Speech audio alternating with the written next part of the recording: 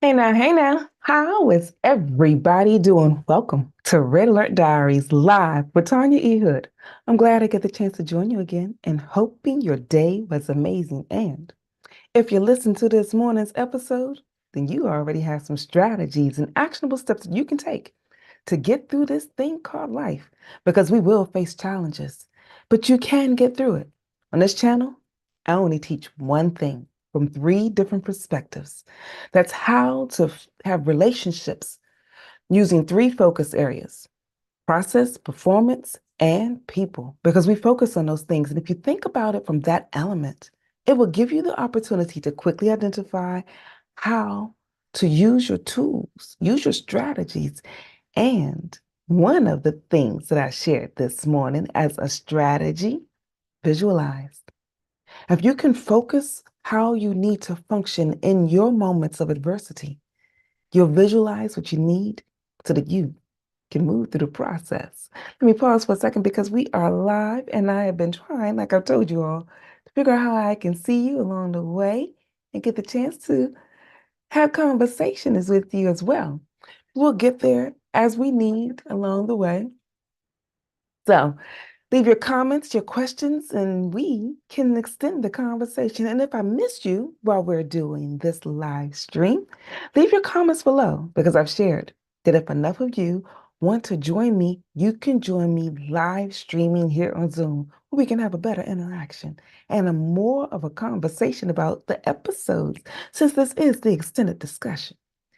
So, in this morning's discussion, I was talking about facing life's challenges. Visualization was just one strategy that I shared because it took me having to visualize a better version of myself, a better life moving forward to do the things that I needed to get done. So, try that as a technique. If you find yourself living a moment in life that is not allowing you to do the thing that you desire, think about who you want to be, what you want to do, and how you want to see your life 5 years from now. 5 years is an easy way to look at things because in 5 years, you will have different elements in your life. Just think back. What happened 5 years ago? Are you living in the same place you used to 5 years ago? Are you doing the same things you used to 5 years ago? Are you having some of the same relational elements that you did 5 years ago?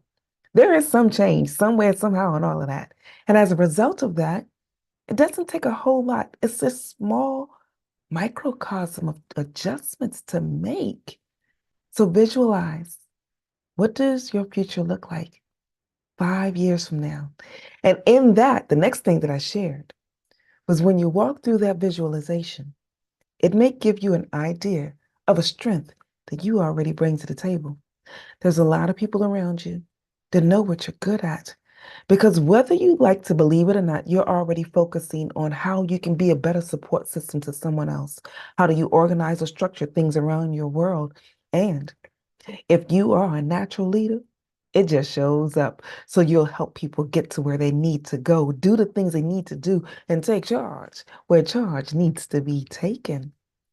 And the individual that has a way of blending all of that, you know how to ebb and flow through the process. These are the things that are strengths to you. But when we face challenges, we forget. We often forget what we bring to the table. We often let the world tell us who we are, what we should do, and we listen. And that does not always support us. You see, I've shared, if you listened this morning, that in the aftermath of my divorce, I was left in a fetal position on the bathroom floor of my two-bedroom apartment. It was there that I really got an understanding that there's a strength that's inside of me that I need to tap into because we were never designed to do this thing called life alone. You're not built to function through your chaos on your own, even though there are moments you may actually be walking alone in your journey. Don't stay there. There are resources that you can tap into, and there is one source. Because for those of you that know, just like talk about one topic, I also serve one God.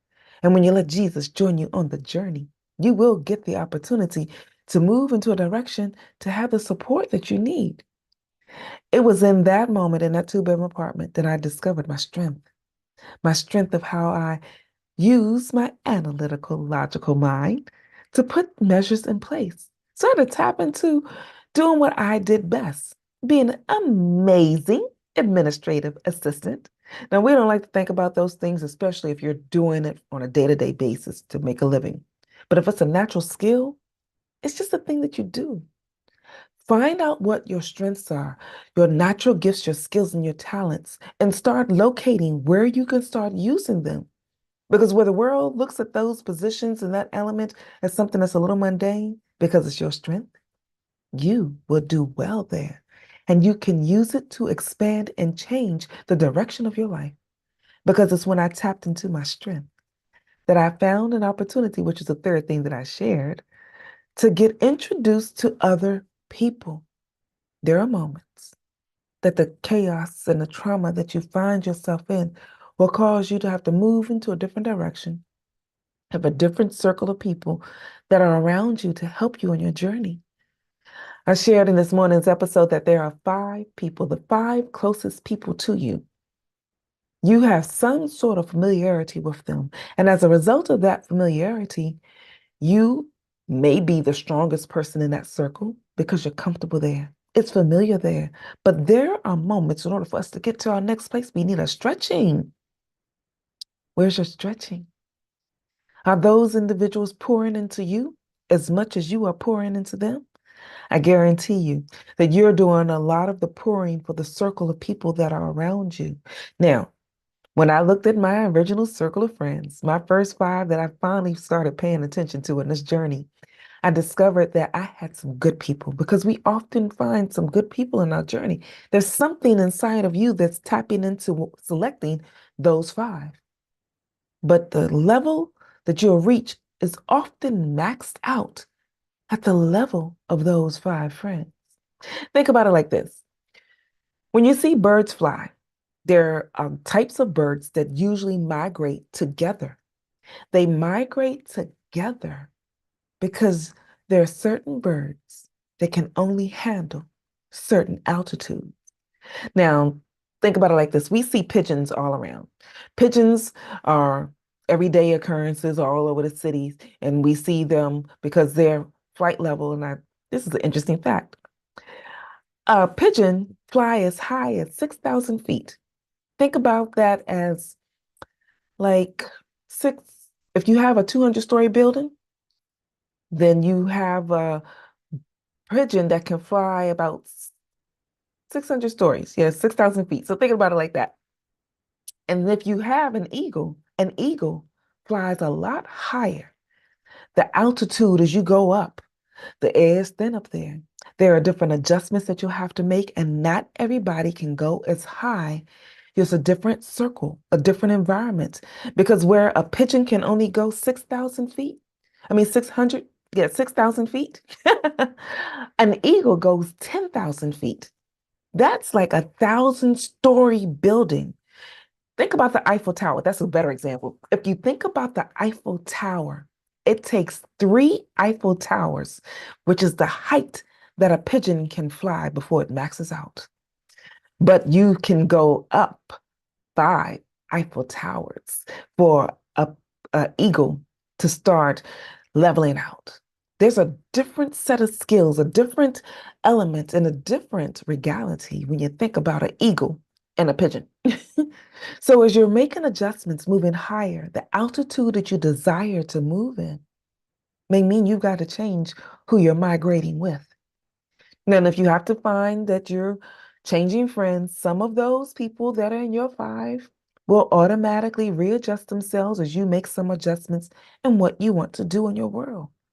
Because as Tanya made a decision to start tapping into greater elements of my natural gifts, my natural skills, and found a better way of maximizing my strengths, some people left because I no longer moved in the circles that I needed to try to make sure that they were fully supported because I was focusing on me, focusing on my growth and development. And it required me to start hanging out with a different group of people. So I was migrating in different circles. And they were not comfortable in those circles. They are good people. I just moved into a different element where they were no longer a part of my world. And it is hard, y'all. It is hard when you see that you have visualized 5 years from now what your world will look like, what you want to have. And that may mean you have to change some elements about who you are, strengthen some parts of who you are. And everybody can't go with you because you may have in the beginning, when your wings were a little small, hung out with the pigeons. But as you grew more, you got more strength, you moved into a better direction. You chose to hang out with eagles and the elevation where the eagles rise. Your friends that were in your pigeon migratory element, they can't go there. And they will often leave and won't go. So you'll see some individuals in your world just go by the wayside. And if you're like me, with a focus on people, you'll chase after them, trying to reassure their relationship, trying to capture the moments that you once had. But you will also soon discover that where you used to be and where you're going, there will come a time when you will have to choose the path, but because you cannot move forward and go backward at the same time. And when you choose, that's where your focus will start adjusting. So, in this morning's episode, go back and listen to it if you have not listened to this morning's episode and get those 3 strategies, visualizing where you need to be, strengthening elements of your being that you may have to walk into, and then seeing who else you need to add to your circle. And when you're adding your new friends, add them in slowly. I shared this morning that I added 2 new friends to my circle of 5. And adding those 2 new friends, I added a coach. I found someone who was doing the things that I wanted to do. And she started mentoring me and coaching me through my process of growth and development. Because at that time, when I decided to tap into enhancing my skill set of administrative abilities, I started off doing it with real estate investing. Some of you know my story. I used to do that for a long time. And I ran into a group of amazing people who taught me a lot of great things. But walking in that circle with them put me in a position where I had to choose because I couldn't hang out with my high school friends or childhood friends because they weren't in the same circle as my real estate investment friends, which is the direction that I was headed in. And it was moving in that direction that helped me get more confidence in myself, clear up $35,000 worth of debt that was left in the aftermath of my divorce, and stretch my skills. Those 2 new people in my circle of 5, I couldn't intermingle. So as you're expanding what you're doing, you may need to have your circles in different pods, even though they're still your 5 closest. Because there are some individuals that was in one part of my world I could not introduce into another part of my world. And if I had events, I couldn't commingle them. But they were still my closest 5. So choose who you need to support you on your journey. Grow where you need to grow to enhance your skill. And be mindful of your focus.